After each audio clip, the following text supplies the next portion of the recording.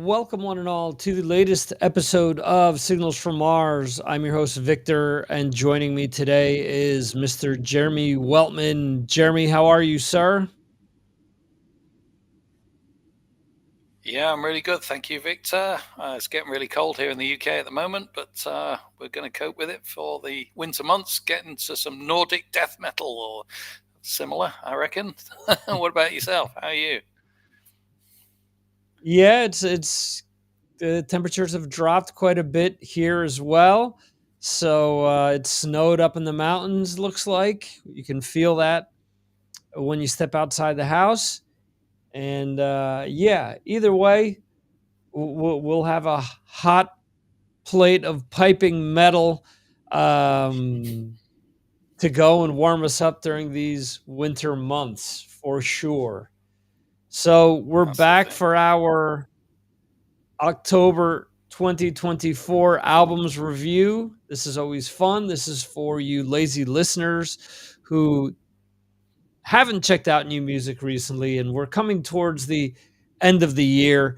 If you want to go back and check out some of the stuff that you've missed, just check out all of these shows that Jeremy and I have done throughout the year, and you can get caught up on some cool music that's come out this year. So again, this is October. Quite a few things that I listened to that we both listened to. Actually, I think we overlap quite a bit this time around.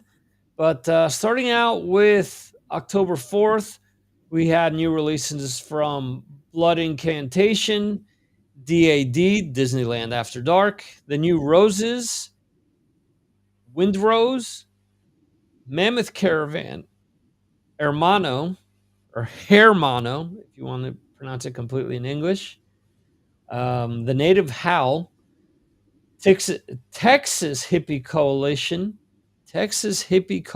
excuse me, EPs from Motley Crue and Lords of Trident, and reissue from Mastodon. It is the 15th anniversary edition of Crack the Sky. Jeremy, what did you listen to for October 4th? Yeah, so I began the month checkers on Napalm Records. The first one really was a power metal album from the Italian Troll Slayer. This started off really on a sort of a bad note, really, and it sadly got quite worse. As you know, I'm a real power metal fan, but this is from Firewind, believe me. It has its sort of dated references to Norse mythology. Bands that sort of do that well tend to be quite heavy, I think. And this was sort of prancy, dancy, keyboard influenced drivel. Sorry, guys, but I've no idea, who you're appealing to beyond a few teenage adolescents. Just don't spend all of the album sales on a round of drinks. Sorry, it's not personal. The second Napalm offering, I think, was much better. It was Attracted to Danger by the New Roses.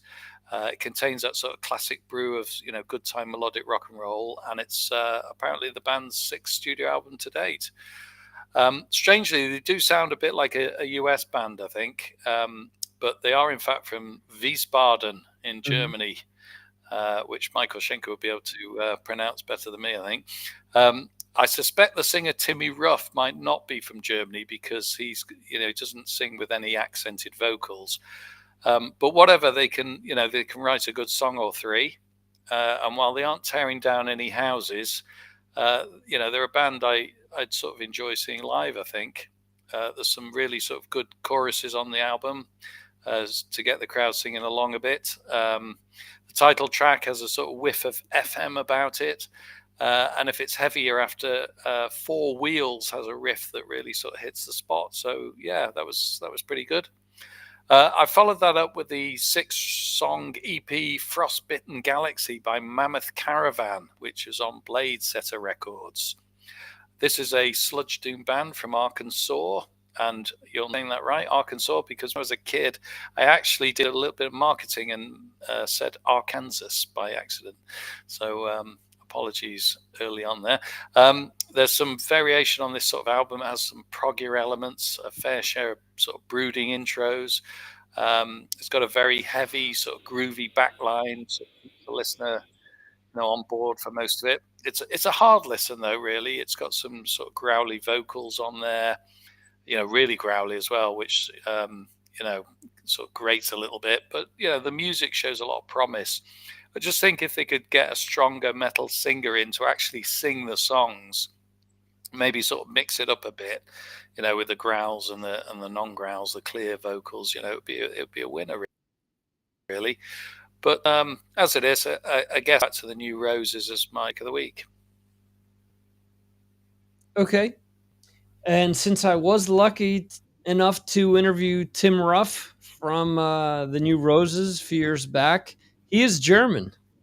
The thing is, Wiesbaden Okay. has a very they have a very big military base, U.S. military base there. So he spoke English early on in life and learned it directly from soldiers and people that were stationed there. So that's why he speaks and sings with very little accent.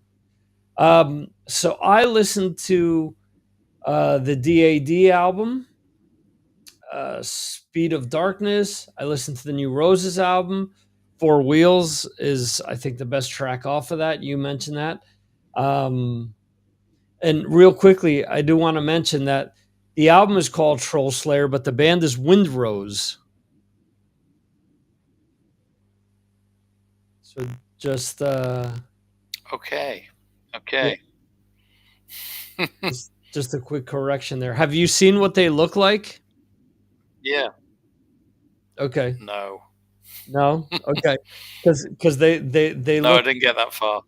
yeah, they look like characters out of He-Man, basically. Um, what else? I listened to the Hermano album, also the Native Howl, and Texas Hippie Coalition. Um, I can't say that there's any album that I didn't like. The Native Howl was more or less what I figured it would be, being that the duet with Lizzie Hale was the leading single, and obviously it has Lizzie Hale, who's a big name. It makes sense for them to release it with her because it's going to draw a certain audience there. Texas Hippie Coalition was okay. The Hermano was stoner rock. It was half live, half new track. So it was what you would expect from them and people that have been in and out of Caius, um, and that extended family. The New Roses is probably out of everything that I've heard from them, probably the most polished album by them, probably the most radio friendly. I understand completely why you would pick that one because it's right up your alley. The DAD album, Speed of Darkness. I think it's a good album. I think it's, again, they're not inventing anything new. If you like DAD, you're gonna like this. Like Metal Dan, who was looking to order this from overseas. Um, I'm going to give my tip of the hat to the Native Howl since you went with New Roses, just to give people something different to listen to. If you're not familiar with the band, it is acoustic, it has fiddles, it actually has some electric elements to it. It's a little different. And yeah, just to give them a shout out and have people check out both the New Roses and the Native Howl. How about that? All right. So let's move on to the 11th of October. We had new releases from The Offspring, Miles Kennedy, Jelly Roll, 1349, Vomit Forth, Fans of the Dark, 7 hours after Violet, the new side project from Shavo from System of a Down. That's one that I forgot to check out, which I will write down to listen to. Ad infinitum, actually, Clean Break, The Crown, House of Lords, The Linda Lindas, Master Boot Record, Oronces Pazuzu, Radioactive, 7 hours after Violet on here twice, so let me remove that. Century Cemetery Skyline. Shit, I really wanted to listen to that, and I didn't. Or did I listen to that? I think I may have. And Touche Amori. Jeremy, what did you listen to for this week? Yeah, this particular week, I started off listening to Full Tilt Overdrive by House of Lords, the band from Connecticut, of course, formed by Greg Yuffurer, that began sort of way back in the 1980s and reformed in 2000. This one is on the Frontiers label, and it's what I class as sort of decent hard rock with strong guitars, has sort of perfectly adequate vocals from James Christian. I'd say not all of the tracks are truly great songs on this album, but the guitars are pretty strong. It's a pleasant listen overall.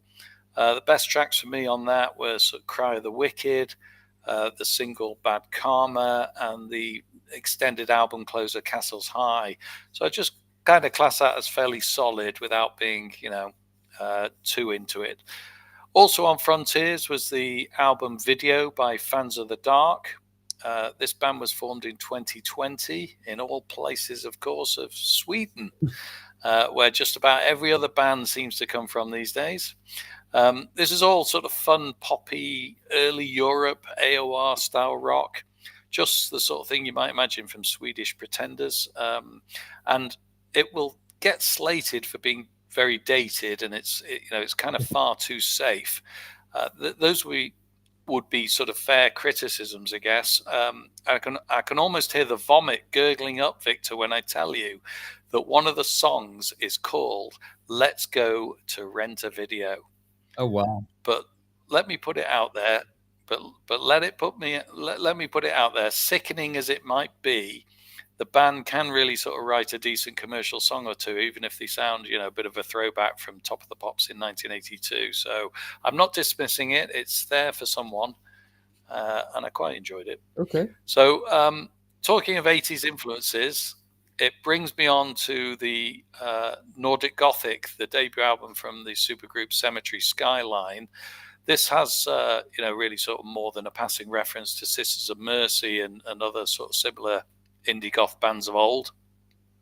It's really sort of described as a gothic death metal band and album, and sort of meeting of minds really with some various well-known band members from the Nordic mellow death scene. It's a real super listen, this one. I mean, you could criticize it for sounding a little bit samey, but I think they're sort of very well written songs. They're expertly performed. It'll really appeal to that sort of niche of hard rockers that sort of veer into gothic sort of alternative indie music sometimes.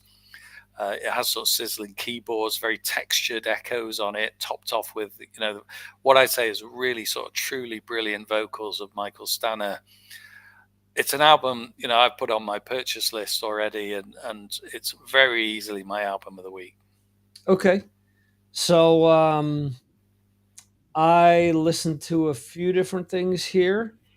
I listened to the new album by Offspring, Supercharged. Really liked the singles that they released before the album came out. And I have to say, folks, probably the strongest songs off the album. So when people give kids a hard time for streaming, it's your perfect example as to why I don't, because this saved me a lot of money. I ended up with 3 songs in my 2024 playlist off of this album: Light It Up, Come to Brazil, which were leading singles, and then Hanging by a Thread. There's really nothing else off of it that I felt worthy enough to either get in my 2024 playlist or in my Offspring playlist. So they've come a long way from their last great album, which to me was Splinter, and that was 20 years ago, if I'm not mistaken. I listened to Crown of Thorns by The Crown. I like the album, but it starts to sound pretty samey after a while. And it's still good, but I wish it was a little bit more diverse. The Touche Amore spiral in a straight line is not bad. Very punk feeling to it, very 80s British feel to it. But my album of the week is going to be the same as yours, Nordic Gothic by Cemetery Skylines. I did listen to this. I thought so. I didn't have it crossed off on the list, but I'm pretty sure I listened to it. The singles were great leading up to it, and everything that I've heard off of the album, I really enjoyed. The interesting thing here is that the lead singer who you mentioned before is in I don't know how many bands at the moment.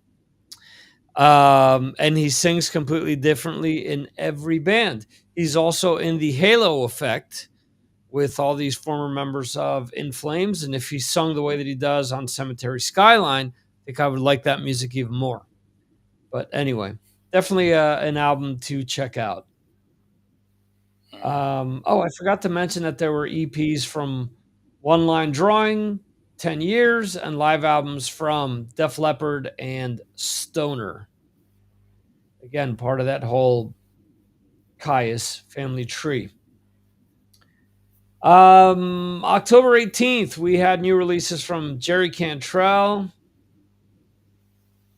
and Seferum, Escuela Grind, MC5, Cortez, Grand Magus, Fate, Frost, DGM, and Swallow the Sun. Jeremy, what did you listen to this week?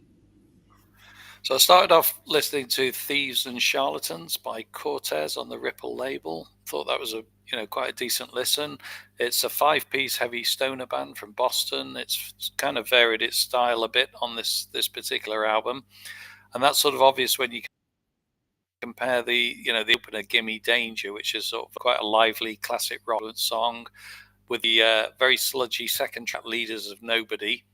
And then they kind of follow that up with a very sort of bouncy, almost Black Sabbath style riff on Stove Up, which has then it changes again with a sort of choppy chorus that sounds a little bit like Vandenberg's Moon Kings. So it all makes for a great song. And there's a good variation of songs as well. So that's good. But they also have their own sound. So they keep to their own sound. So it's one of those albums that has something for everyone. Kind of deserves a few listens. So I quite enjoyed that. I moved on to Sunraven by the Swedish 3-piece Grand Magus. I think it's Magus, is it? Or Magus? Don't know how the Swedes pronounce it. But anyway, it's on Nuclear Blast. And I know it's one that you've also listened to, Victor, so you'll probably chip in a minute. I can't say I've listened a lot to this band, before. I hadn't listened to a lot of their, the back catalogue, but I have gone back and listened to it since. I'm not entirely certain if I'm fully on board with the vocals of Janne Kristoffersen, but I'm not saying I dislike his voice. I just haven't made up my mind on it yet. It's one of those. But I do like the album a lot. It has those sort of classic rock and metal elements and sort of melds them together into sort of a great listen. Has a nice bouncy feel to it. Has a solid mix. It's good production on it. Has that sort of quality of a new Wobben band sometimes as well. Sort of, it's got that rawness, but has sort of heaps of melody as well. And they managed to sort of carve out a sound all of their own as well, which I kind of applaud. And I did enjoy it. It was great. So I moved on to Shining by Swallow on Century Media. This is a death doom band from Finland, a genre I kind of seem to be warming to. I think it's Winter Nights going on here in the UK. It's making me listen to that sort of stuff. It's harking back to that indie goth sound of old. I kind of liked as well. Whatever it is, it's a good listen. It's got the band's got a wealth of albums behind it now, and I think they're a little bit more accessible than bands like Iotun or Witherfall. I think they've got some good melodies. I liked Melancholy, which I thought was almost like a ghost song.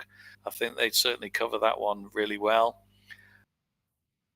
Very brooding, and a nice eerie chorus on that. I think there's a bit of sort of modern Queensryche on the song called Cold with a K. Had a bit of a growly twist on there as well. And I think, there's twists and turns on this album. I think it's quite exceptional in its artistry. It sort of draws you in, and you kind of enjoy it without any interruptions. It's one of those you just want to listen to from start to finish. I liked it a lot, but I think if I'm really honest, I will go for the Grand Magus album as my album of the week, but that one came a close second. Okay. So I listened to the Escuela Grind, which is a full on mix of hardcore punk and some noise rock to it. Not bad. I mean, there's a few tracks that I enjoyed. Not something that I would reach to all the time, but I did enjoy the release. I really enjoyed Sunraven by Grand Magus, and I don't know if it's Magus or Magus either. I used to say Magus until Mark corrected me one time. Interestingly enough, I believe the current singer of Firewind used to be in this band, if I'm not mistaken. I could be wrong. I know that there's if it's not the current singer of Firewind, it was one of their previous singers. Anyway, but man, I Want Blood from Jerry Cantrell. Love this album. For everyone that sits here and says, I don't know, without Lane, they're not this, they're not that. I listened to Cantrell on the new Metallica podcast. Him and Robert Trujillo, who also appears on this album, talk in depth about it, which was a really cool listen. So if you haven't heard that, I do recommend it. I did pre-order this on vinyl. We'll be picking it up shortly. So it is my album of the week, and it is Jerry being Jerry without being full on Alice in Chains, if that's a way of describing it. I mean, obviously his voice is his own, but it's doing stuff that he really doesn't do all that often, or if ever, in Alice in Chains. And my number two would have been the Grand Magus, so or Grand Magus. So so we've got all bases covered there. And then the final week of October, the 25th, had new releases from Artreyu, Loud Blast, 311, which that date may have been moved because I can't find that album. Devin Townsend, Annihilator, but not the Annihilator from Canada. This is Annihilator with one N. Underdogs, Trucker Diablo, Ares Descendant, Cassandra's Crossing, Doug Pinnick, Fit for an Autopsy, Iotun, League of Distortion, Mindless Sinner, Pixies, Tourmont, or Turmoin, Catalot, Kings of Mercia, EPs from Entheos, Dance with Dead, Asking Alexandria, and Enforced, reissues from Green Day and Rat, live album from Behemoth, and compilations from him, Motorhead, and various artists with the American Psycho comic series soundtrack. So, Jeremy, what did you listen to for the final week of October? Yeah, I should have listened to the Rat album. I don't know whether that's a remaster. Hopefully it is a remaster, and I'm gonna have a listen to that in due course. We all know how good that album is anyway, so didn't need to listen to it as sort of new music goes. But I started out the week listening to the thrash album "Death Is Calling" from Annihilator, which, as you mentioned, Okay. it's a different band. It's a different spelling to the Canadian band Annihilator. This is the one from Texas that started out 37 years ago, apparently, and returned in 2015 after disbanding for many years. It's actually a 7-song album of just 33 minutes of music. But as you've often mentioned, sometimes less is more.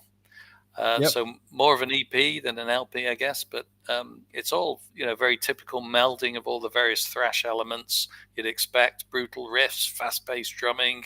There's even a sort of priest-like metronomic blast of iron grinder to get your teeth into. It's unrelenting, it's unreconstructed, it's powerful anvil grinding, bone crushing metal, I'd say, and it truly hits the spot. I really enjoyed it, and I suggest the listener goes out and have a listen to it. It's good. Next up, I listened to Power Nerd by the prolific Devin Townsend, his 12th studio release now under his own name, because he's done other stuff as well, as we know.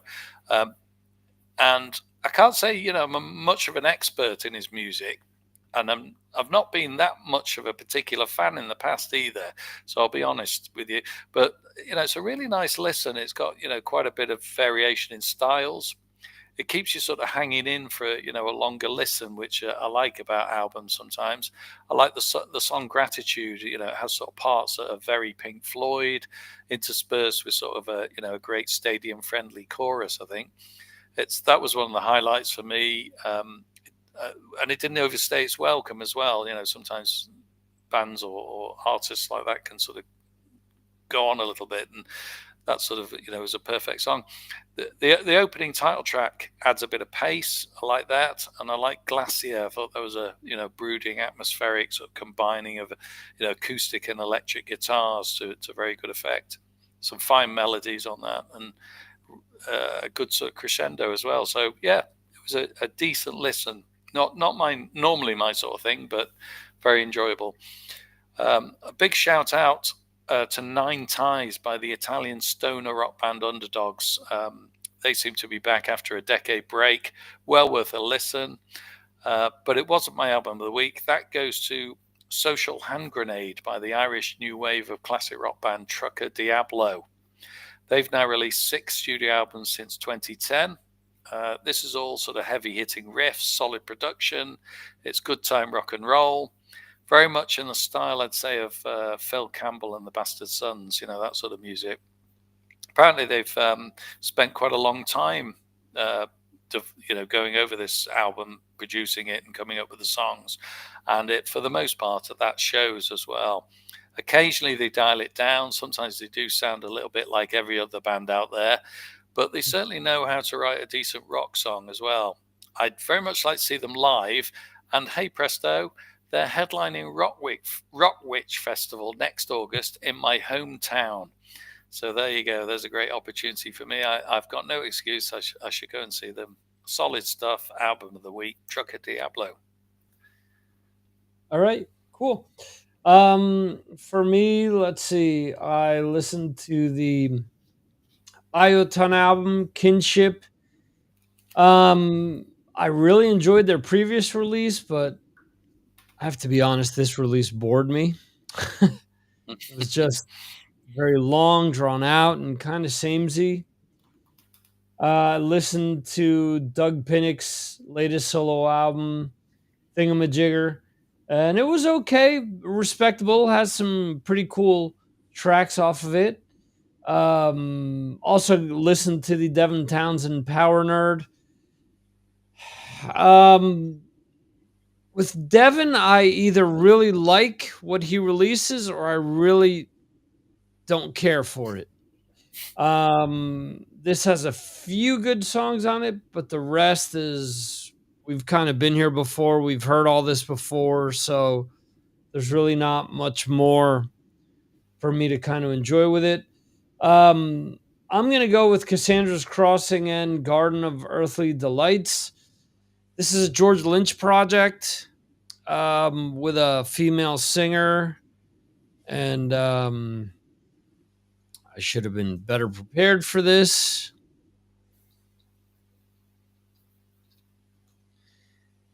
Let's see if this comes up here.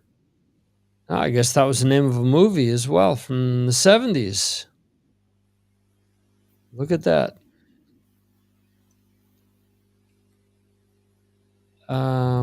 Okay, so when you're not looking for a video, a bunch of videos pop up. Cassandra Carson is her name. Anyway, if by any chance you're missing George really doing Dokken like material,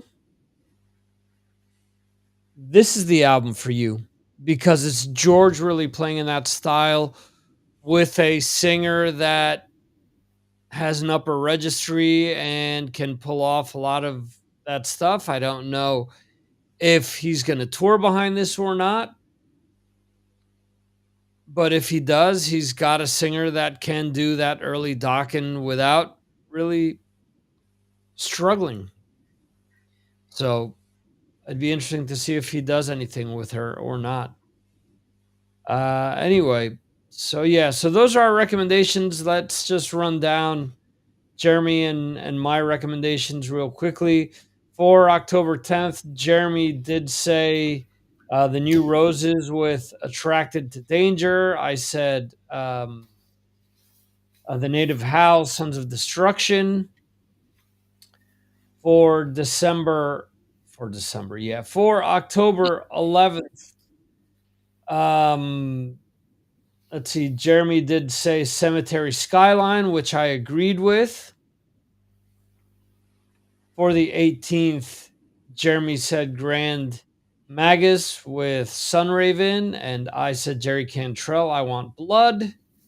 And for the final week of October, the 25th, let's see here, Jeremy went with Trucker Diablo and Social Hand Grenade. And let's see here, I mentioned Cassandra's Crossing with Garden of Earthly Delights. And as usual, Jeremy and I love discussing music, love discussing different topics. So there are a few other things that we are going to discuss now. Jeremy, you wanted to talk about the 1988 show since you were not Yeah. present. What did you think of the countdown when you listened to it? Did you get that emoji losing its mind when you found out what the number one was? Yeah. Well, of course, it's you're expecting a variation on these kind of shows. It's not going to be the one that you sent in. It's going to be, an aggregate of everybody. And I can't really when I reflect on it, I kind of, I was kind of shocked that Iron Maiden were not number one. Right. But then I thought, well, number one was Metallica. I mean, Right. hey, it's going to be Metallica, Iron Maiden, or Queensryche, I guess. I mean, as I've said to you, I'm not a huge fan of that particular Queensryche album. I prefer Empire myself, but I get that everybody loves it, and I get that it's so popular amongst Queensryche fans and the broad sort of metal church of fans.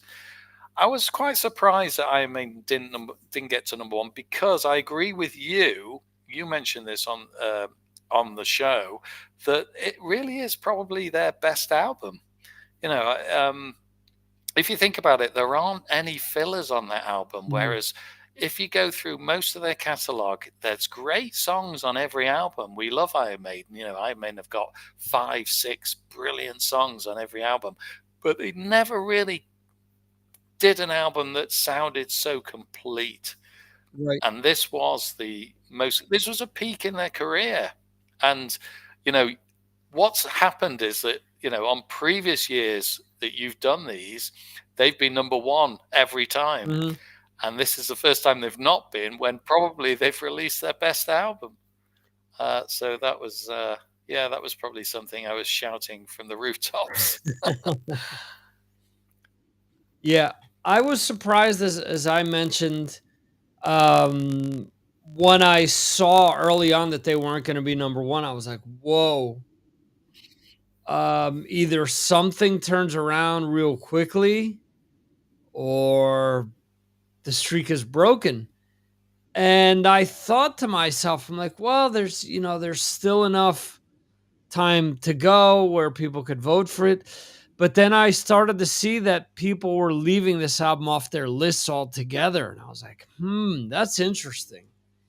Um, I know that we talked about the fact, for example, Ed and Anthony Mackie talked about the fact that some of these bands really started to drop off quality wise around this point in time. Um, I can see how after somewhere in time, some people would jump off the bandwagon because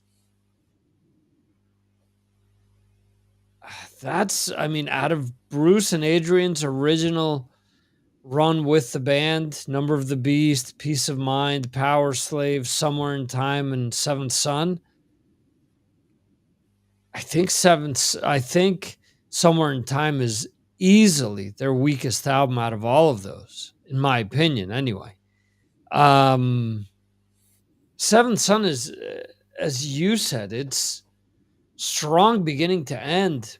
Moonchild, Infinite Dreams, Can I Play with Madness, The Evil That Men Do, Seventh Son of a Seventh Son, The Prophecy, the Clairvoyant, and Only the Good Die Young. This album, even though it's got some monstrously long songs, the album is done before you know it because it just goes Mm, down so easy. Um, mm, I was rooting for Queensryche to come in number 2 because I was like, well, it's a foregone conclusion. This fan base is going to vote for Maiden, and then I'm hoping that Queensryche is too. And then for the longest time, Maiden and Queensryche were going back and forth, back and forth, back and forth. And I was like, well, it might be kind of cool if if the Queensryche album perseveres. But then on the last day, I received, I think, like 4 different people's votes. And it was apparent at that time that that Queensryche was not going to get number 2. I don't mm, know why, but this isn't loading for me. mm. I wanted to see. I'm just think, yeah, I'm just thinking there's two ways to judge an album. You're judging an album now as you've Mhm. listened to it, in the past week again, after a long time where you probably haven't listened to the album, or you're judging the album as you received it back in that particular year. Right.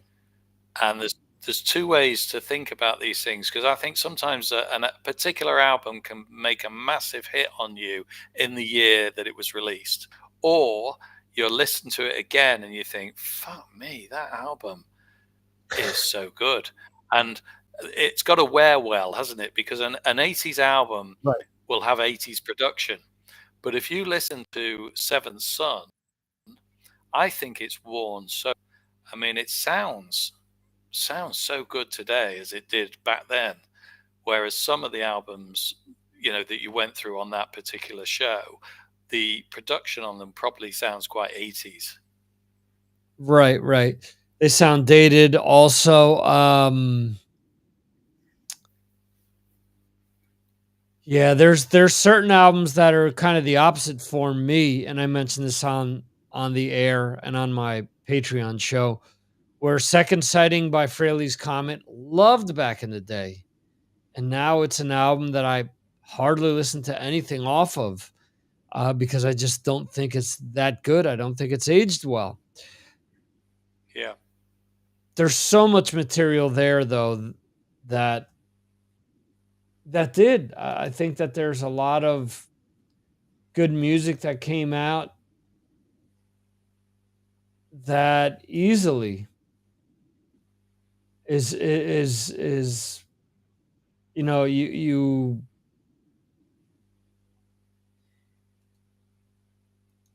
you see some of these albums and you realize you're like, oh yeah, yeah, there's a reason why that is included. There's a reason, there are Yeah. others. Yeah. I mean, personally, I didn't get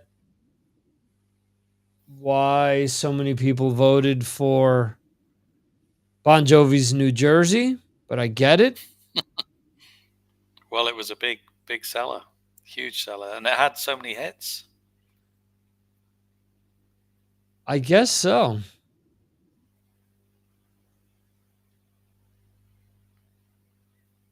But I'm yeah, for some reason the okay, so here it goes. It's loading up for me now. What's the difference here? A similar type of album that I voted on, which didn't even feature in the top 10, I didn't expect it to, was the Europe album, Out of This World, which is an absolute super AOR soft rock album. I mean, I think it's probably better than the Final Countdown overall because there's so many great songs on it. But I Right. understand it because it's not a hard hitting, it's not a heavy metal album, it's not really a classic rock album in many respects. But it's still, it means something to me, and I like it. I can pick it up and listen to it, and it's very 80. It's got an 80s sound to it, and it does sound related, but the song amazing on it. And again, David Lee Roth, I think me and you agree that we like that album, but not everyone sort of Mhm. considers it. It's one of those that passes people by. But we like the David Lee Roth solo stuff. It had something about it. Yeah, I think that album gets a bad rap. Like I said, I mentioned this on the Patreon show. It's pretty solid. A lot of people would say, "Oh no, he was trying to go too commercial, and it sounds kind of disco-y." And outside of the song, just like Paradise, and the acoustic ballad, um, "Good Times" is it called? I don't remember, but it's the end of side one, if I'm not mistaken. Mm, Um, those are the 2 singles off of it, and those are the only 2 kind of commercial songs off of that album, I think. So I've always thought it was better. I think it's better than OU812. I think it's a lot better than OU812, but, hey, mm, everyone mm. votes for what they think is right. The Europe album ended up being number 26, Out of This World. I have Yeah. a few albums that made the top 10. I voted for the Metallica, the Iron Maiden, the Queensryche, the Ozzy, the Halloween, the Anthrax. Um, yeah, I Scorpions. voted for Scorpions. Yeah, Living Color. Interesting. Yeah, just pick up on that Scorpions album because Scorpions, as we know, have really released so many great albums before that album. So I think it might put Right. some people off. I think if you listen to it in isolation and pretend that Scorpions never released any other albums before that, you'd probably think that that's a damn good album. Imagine if that was their debut album, it just came out that year. It'd probably be probably in the top three because you'd think, wow, this band, where they come from? But it's simply because you're comparing it to the old stuff and you're thinking, well, Right. Blackout was better, Love Drive was better. And yeah, they probably were, but it's still on its own a super album, Savage Amusement. Really good. And it shows, they had Right. a run of a string of great albums, all, one after the other at that time in the 80s and late Yeah, 70s, of course. And going into the 90s, I think Face the Heat isn't a bad album either. It's got some pretty good stuff on there. Crazy World is the one where, to me, they were trying to do Love at First Sting Part 2. They were trying to get too radio friendly. They were trying to force, they had Mm, gone like almost like in a slightly heavier direction. And then they came back with this, which was just straight up. Some of the songs, like the song Tease Me, Please Me, which I've always thought was horrible. I was like, they don't need to be recording Poison. They've done enough mm, on their own that they don't need to glom off of what others are doing. Um, yeah, so I mean that album is, I think, is still really good. mm. It's also an This interesting time, wasn't it? An go ahead. interesting time because you've got thrash metal coming in at the time where we're still listening to all that sort of solid classic rock, melodic, classic rock and poppy rock even. And then you've got Mhm, Metallica still quite early in their career. They're coming out with an album that is hit number one because people love it. They love the songs on it. The production, as we know, leaves a bit to be desired, I think. But they've mhm, got some solid songs on there that appear still in their live act today, and they were, yeah, forging their sort of forging their way, weren't they? Their what they do, mhm, what they do best, and so although it still surprises me that it hit number one. I on the other side, I can see because a lot of people love the fact that thrash came in at that time and was mhm. taking over. We got Overkill as well that were doing it at the time, and they were high up on the list, I think, as well. Yeah, well, thrash related bands, Metallica was number 1, Megadeth was 4, Slayer was Yeah, 5, Testament was 7, there we go. Anthrax is 9, Suicidal Tendencies is 10. Halloween, who's known more for their power metal, I guess. I mean, what always appealed to me about those albums is that it was kind of a mix between thrash metal and new wabba metal. So it Mm, was, to me, it was mm, Anthrax or Megadeth meets Maiden or Judas Priest, where sure, both of those bands influenced the thrash bands we're talking about, but it was adding double bass elements, certain synchronized guitar playing that lent itself to thrash metal more so than Judas Priest and Iron Maiden. So, um, yeah.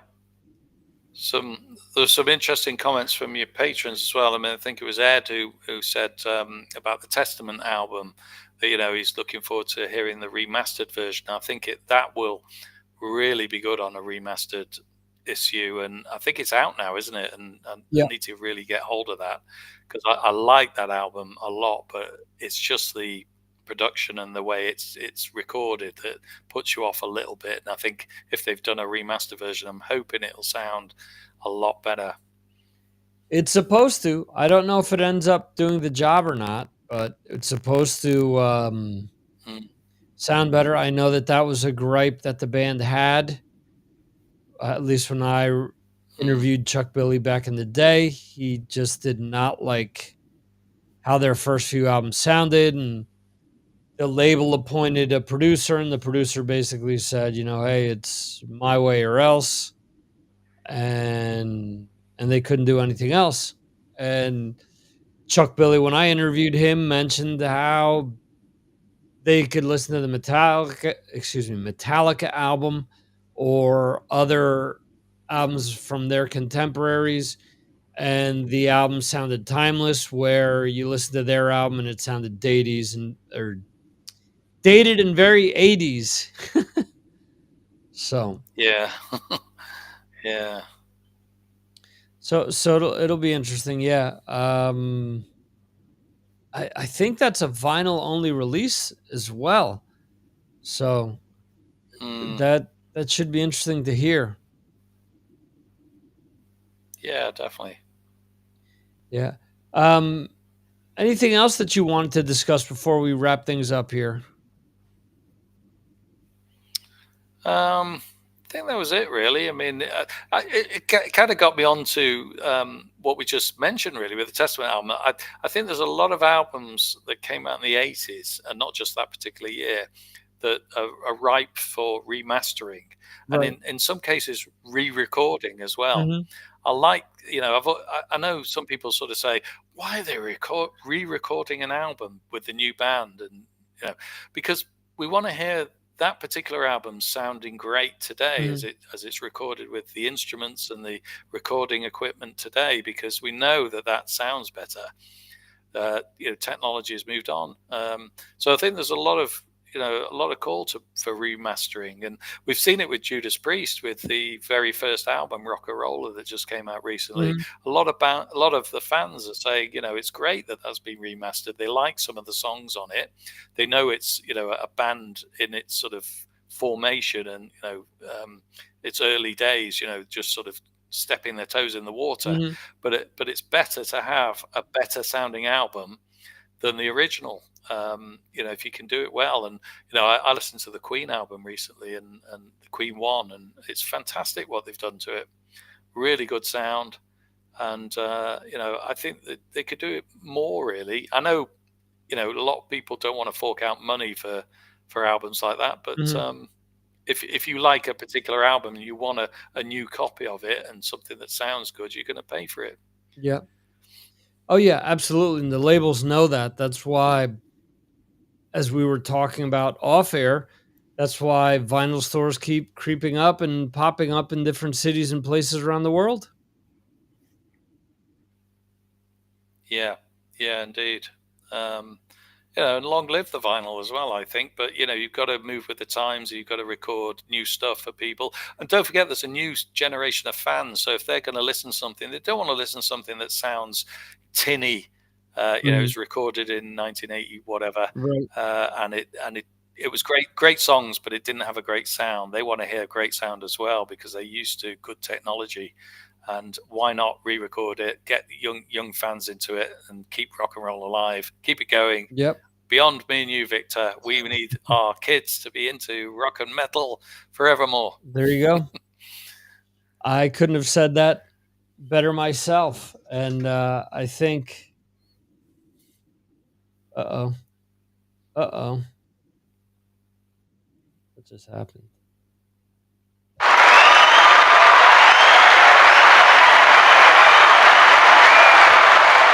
I should have had that ready. Anyway, Jeremy, I do want to thank you for joining me tonight. It is always fun.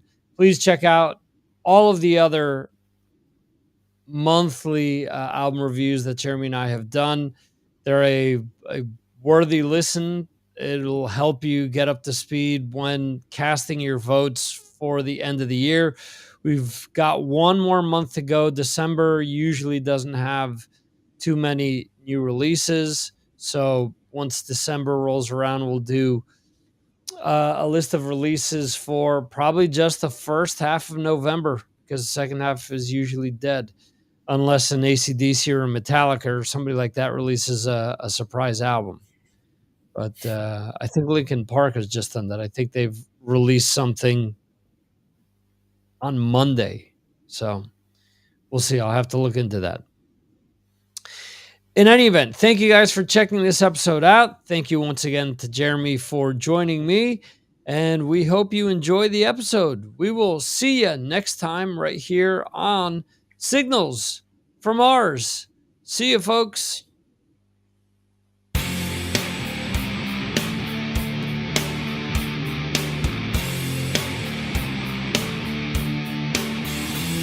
Thank you for watching the Signals from Mars live stream. You can watch the show live on YouTube, Facebook, Twitter, and Twitch, or check out replays on YouTube. Go to signalsfrommars.com for more information. This concludes our show.